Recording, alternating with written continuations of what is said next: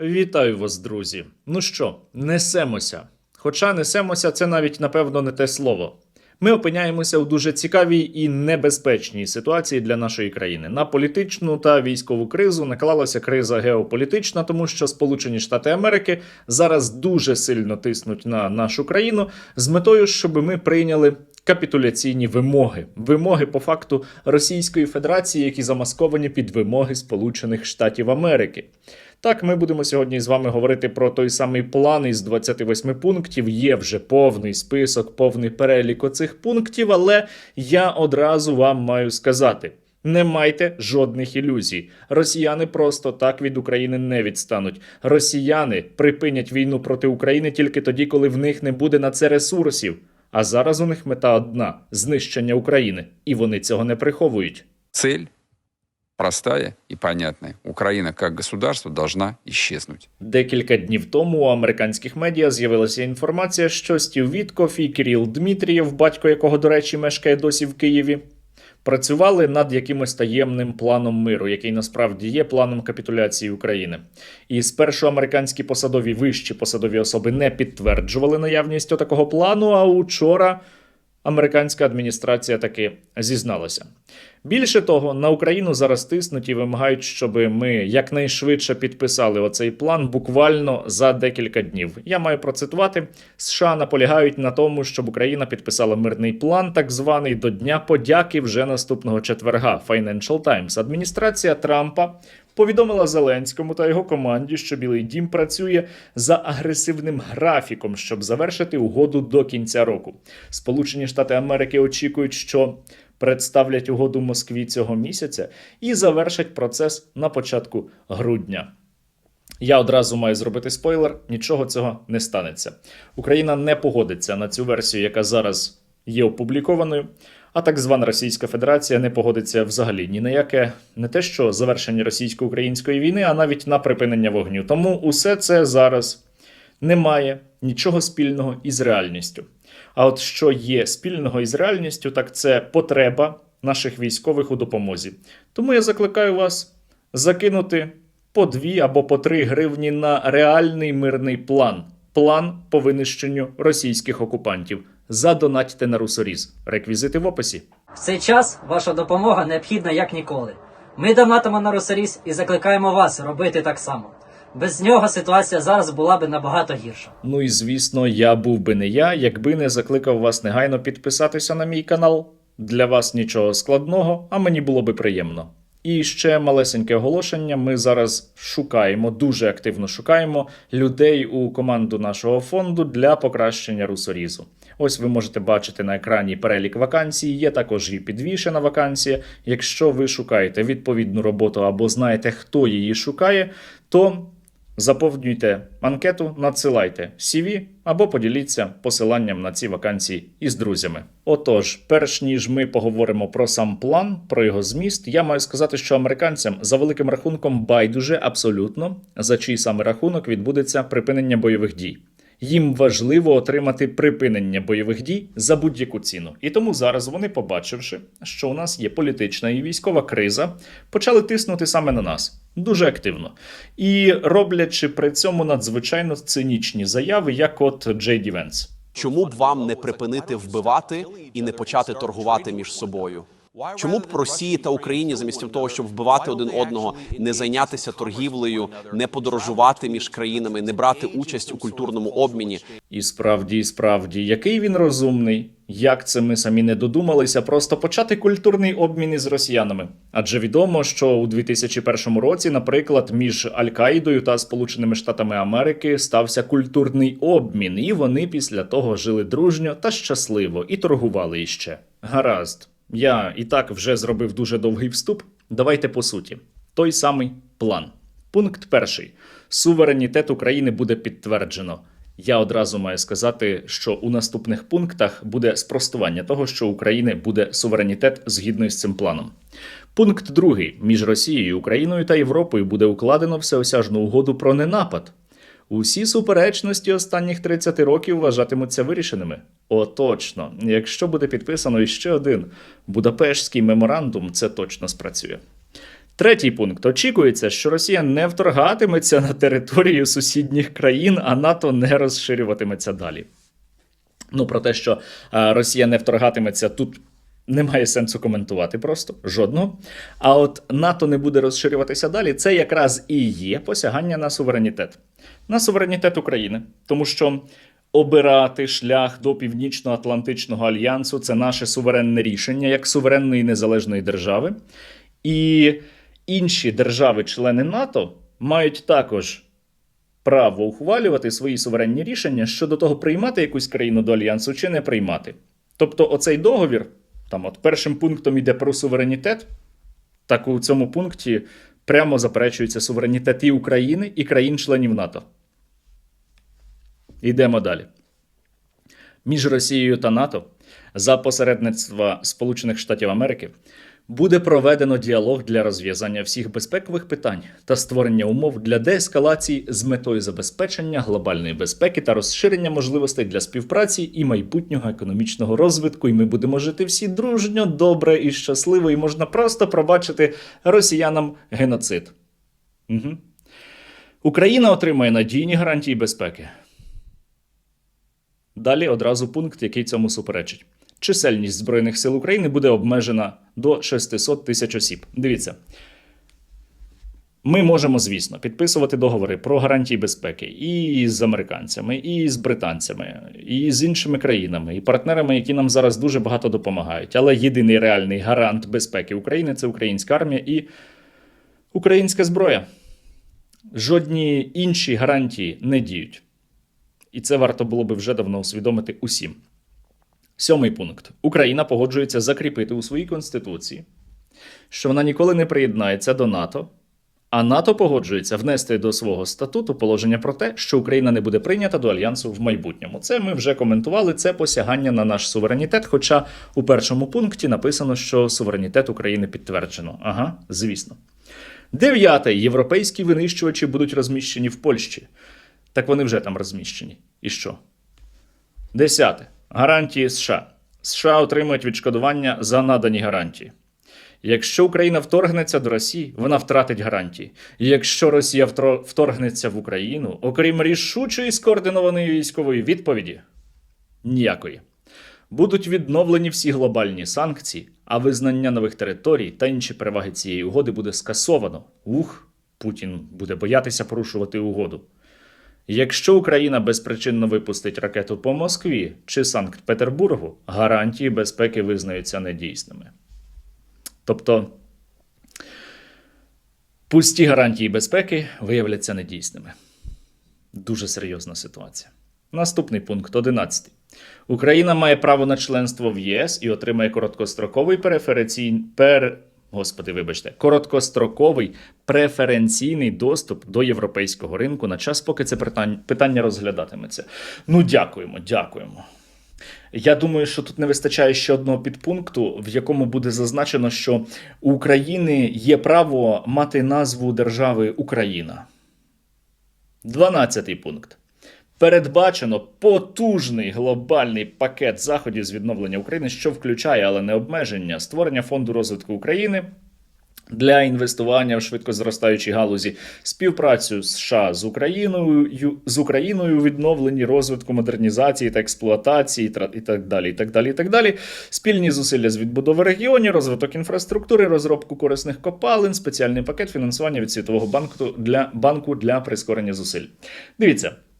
Немає жодного сенсу, я не бачу сенсу проговорювати кожен оцей підпункт з тієї причини, що у разі, якщо буде заморозка російсько-української війни, а оцей текст, він саме про заморозку, а не про припинення війни, то сюди не будуть в Україну заходити великі інвестори. Просто тому, що ризик відновлення бойових дій буде дуже високий. Ні, звісно, нам будуть давати якісь гроші, напевно, на відновлення. Якась там економічна допомога, може, і буде, але не в таких обсягах. Наступний пункт. Росія буде реінтегрована у світову економіку. Зняття санкцій буде обговорюватися та узгоджуватись поетапно і в індивідуальному порядку. Сполучені Штати укладуть довгострокову угоду про економічне співробітництво. Росію буде запрошено повернутися до G8. Я маю перекласти. Російська Федерація отримає заохочення, великий подарунок за свою агресію. Її не буде покарано, що стимулюватиме і Російську Федерацію, і інші тоталітарні держави до нових воєн і, зрештою, до Великої глобальної Третьої світової. 14-й пункт. Заморожені російські активи будуть використані так. 100 мільярдів підуть на інвестиції в очолювані Сполученими Штатами Америки заходи з відновлення інвестування в Україну. Сполучені Штати отримують 50% прибутку від цієї операції. Європа додасть іще 100 мільярдів доларів. Решту заморожених активів буде інвестовано в окремий американсько-російський інвестиційний інструмент, і цей фонд буде спрямований на зміцнення відносин і збільшення спільних інтересів, щоб створити потужний стимул не повертатися до конфлікту. Путін подивиться на це і такий: точно, ми ж будемо торгувати з американцями і з Європою. Невигідно починати війну. Він же не торгував із американцями і з Європою і до 2014 року, коли почав російсько-українську війну, і до 22-го року, коли почав повномасштабне вторгнення. Та і зараз Російська Федерація торгує із Європейським Союзом. Це не працює. Фраза «Путін тобі не вигідно» не працює. Наступний пункт. Буде створено спільну американсько-російську робочу групу з питань безпеки для сприяння виконанню та забезпечення дотримання всіх положень цієї угоди. Ясно. Робоча група при комісії. Росія закріпить у своєму законодавстві політику ненападу на Європу та Україну. Путін не нападе, він пообіцяв, навіть закон прийняв. 17-й пункт. США та Росія домовляться про продовження терміну дії договорів про нерозповсюдження і контроль над ядерною зброєю. Тут все ясно. 18-й. Україна погоджується залишатися безядерною державою відповідно до договору про нерозповсюдження ядерної зброї. Тут теж нічого нового. 19. Запорізьку атомну електростанцію буде введено в експлуатацію під наглядом МАГАТЕ, а вироблену електроенергію розподілятимуть між Росією та Україною порівну 50/50. Цей пункт означає легітимізацію ядерного шантажу, ядерного тероризму по суті. Тому що вперше в світовій історії Російська Федерація, та й в принципі будь-яка держава, а тут ще й держава, постійний член Радбезу ООН, напала на ядерний об'єкт. І не на один, тому що Чорнобильську атомну електростанцію росіяни теж атакували. Тому що росіяни зараз б'ють ще по розподільчих підстанціях наших інших атомних електростанцій і створюють цим ядерну загрозу. Але, як ми бачимо, вони теж мають за це отримати заохочення. 20-й пункт. Обидві країни зобов'язуються реалізувати освітні програми в школах, суспільстві, спрямовані на сприяння взаєморозумінню, толерантності до різних культур та подолання расизму та упереджень. Так, вибачте, секунду. Ага. Так, і тут Україна запровадить правила ЄС щодо релігійної толерантності і захисту мовних меншин. Обидві країни домовляться про скасування всіх дискримінаційних заходів та гарантують дотримання прав українських і російських ЗМІ і освіти. Уся нацистська ідеологія та пов'язана з нею діяльність мають бути відкинуті та заборонені. Давайте перекладу. Значить, російська мова має стати за цим планом або регіональною, або другою державною. РПЦ має відновити діяльність на території України. Ну і має відбутися так звана денацифікація, тобто, погоджуючись на цей план, Україна має визнати, що ми нацисти. Без коментарів. 21 пункт. Території. Крим, а також Луганська і Донецька області будуть визнані де-факто російськими, зокрема Сполученими Штатами Америки. Херсонська та Запорізька області будуть заморожені вздовж лінії зіткнення, що означатиме де-факто визнання цієї лінії як фактичного кордону. Росія відмовиться від інших погоджених територій, які вона контролює за межами 5 зазначених регіонів. ЗСУ виведуть свої війська з частини Донецької області, яку нині контролюють, і ця зона відведення вважатиметься нейтральною демілітаризованою буферною територією, міжнародно визнаною як територія Російської Федерації. Російські війська не входитимуть у цю демілітаризовану зону. Коні бігали по колу, коням було весело. Російська Федерація має просто отримати ті території, які вона навіть не завоювала, для того, щоб підірвати українську державність зсередини, тому що реакція українського суспільства буде дуже передбачуваною на такі події. А ще Владимир Путін хоче отримати плацдарм для подальшого наступу на Полтавську, Харківську, Дніпропетровську, щонайменше, області України. От як перекладається оцей пункт. Абсолютно неприйнятний, як і, в принципі, більшість того, що тут написано. 22-й пункт. Після узгодження майбутніх територіальних домовленостей як Російська Федерація, так і Україна зобов'язуються не змінювати їх силовими методами. А до того ж Російська Федерація не зобов'язувалася ані не нападати на Україну, ані не змінювати кордони силовими методами. Так це ж в статуті ООН закріплено. Будь-які гарантії безпеки не застосовуватимуться у разі порушення цього зобов'язання. 23-й пункт. Росія не перешкоджатиме Україні використовувати річку Дніпро, ой, дякуємо, для комерційної діяльності, а також будуть досягнуті домовленості про вільне транспортування зерна Чорним морем, вкраденого у України зерна в тому числі. 24-й. Буде створено гуманітарний комітет для вирішення неврегульованих питань. Усіх полонених і тіла загиблих буде обміняно за принципом всіх на всіх, усіх цивільних заручників та полонених буде повернуто включно з дітьми, буде реалізовано програму воз'єднання сімей, буде вжито заходів для полегшення страждань жертв конфлікту. Ну, це гуманітарний пункт, тут нема сенсу щось коментувати. Україна проведе вибори через 100 днів. Ну, якщо Україна скасує воєнний стан, а скасувати воєнний стан Україна може тільки у випадку припинення збройної агресії Російської Федерації проти України, то у нас мають бути проведені вибори, і це очевидно. Усі сторони, залучені до цього конфлікту, отримають повну амністію за свої дії під час війни та погодяться не висувати жодних претензій, не розглядати жодних скарг у майбутньому. За все хороше проти всього поганого. 27-й. Ця угода буде юридично обов'язковою. Та невже? Її виконання контролюватиме та гарантуватиме Рада миру на чолі з президентом Дональдом Джей Трампом. За порушення передбачено запровадження санкцій. І останній пункт. Після того, як усі сторони погодяться з цим документом, перемир'я набуде чинності негайно після відведення військ обох сторін на узгоджені позиції для початку виконання угоди. Одразу маю сказати, цей план Україна не погодила. Було погоджено розглядати цей план і працювати над ним, і готувати нові пропозиції з боку України. Але оцей план в цьому вигляді Україна зараз не погоджувала. Я вам скажу навіть більше. На цей план, розроблений росіянами, не погодяться і самі росіяни. Розрахунок росіян був у тому, що ми відмовимося навіть обговорювати оцей план. Ми не відмовились, ми будемо обговорювати, але очевидно, що ми не погодимося на план в такому вигляді. І зрештою, вже давно говорилося про те, що спершу має бути припинення вогню, а потім вже ми будемо все обговорювати. Але росіяни розраховували саме на те, що ми не погодимося, і вони будуть казати, дивіться, українці ж не хочуть. І зараз вони опиняться в ситуації, коли вони самі не будуть погоджуватися на свій власний план. Але це навіть не має жодного значення, тому що у росіян своя паралельна реальність. Вони бачать наші проблеми, бачать, які в нас є кризи, і впевнені, що вони вже перемогли Україну.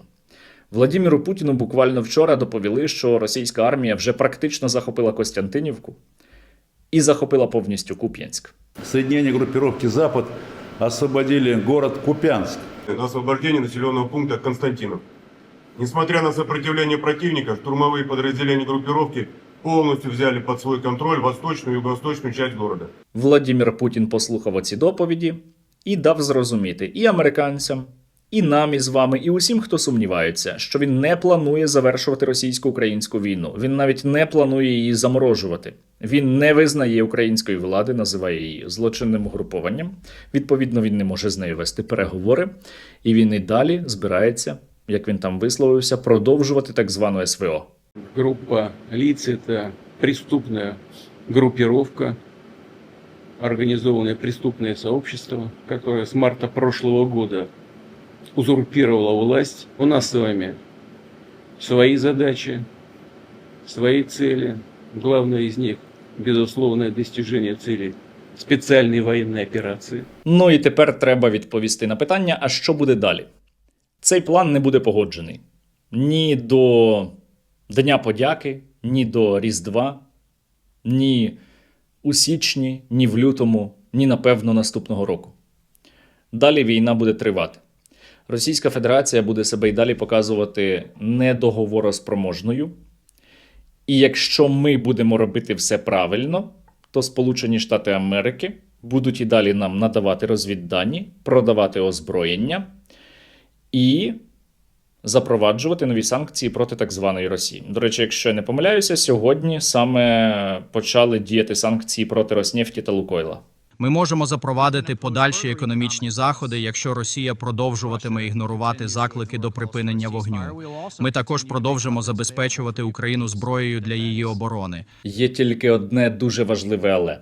Для того, щоб саме так і сталося, ми маємо бути сильнішими. Ми маємо бути об'єднаними. Ми маємо змінитися всередині. Ми маємо провести армійську реформу, про яку я вже втомився кричати. Тому що у нас дуже серйозна військова криза наразі є. І це криза передусім армійського управління. І ми маємо перезавантажити систему влади. Тому що без цього не буде довіри суспільства. Тому що без цього європейським партнерам буде набагато складніше нам допомагати. Тому що без цього Україна просто далі не вистоїть і не буде сильною. А тиснути американці будуть завжди на того, кого вони вважатимуть слабшим. Тому в інтересах існування України зараз серйозні, глобальні і фундаментальні зміни. Я думаю, що іще не усе втрачено, але час сьогодні працює проти нас. Ну а за минулу добу, завдяки вам, завдяки тому, що ви щоденно постійно допомагаєте, наші воїни отримали ще 240 нових FPV. Бажаємо міцного, товариство. На зв'язку Гієна Груп. Хочемо висловити подяку спільноти Стерненка та пану Стерненка за надану партію потужних антишахедних дронів. Завдяки вам наш підрозділ стає ефективнішим, небо чистішим, а життя безпечнішим. Слава Україні! Бажаю здоров'я! Ми підрозділ перехоплювачів батальйону безпілотних систем 117-ї окремої важкої механізованої бригади. Дякуємо спільноті Стерненка і пану Сергію за вже вкотре надану допомогу, цього разу з 40 цифровими дронами «Дикі шершні». Частина цих дронів вже виконує бойові завдання на Покровському напрямку. В цей час ваша допомога необхідна як ніколи. Ми донатимо на Росаріс і закликаємо вас робити так само. Без нього ситуація зараз була би набагато гірша. Слава Україні! Героям слава! Бажаємо здоров'я! Ми бійці роти безпілотних систем «Онікс». Висловлюємо подяку пану Стерненка за передані пташки, які будуть знищувати загарбника. Разом до перемоги! Слава Україні! Героям слава, друзі! Україна зараз перебуває під шаленим тиском. Витримати цей тиск можна тільки об'єднуючи зусилля. Об'єднати зусилля можна тільки змінюючись. Ми маємо вийти сильнішими із оцих криз, інакше ми можемо втратити свою державність. Я зараз кажу без перебільшення. Поділіться цим випуском. Слава Україні!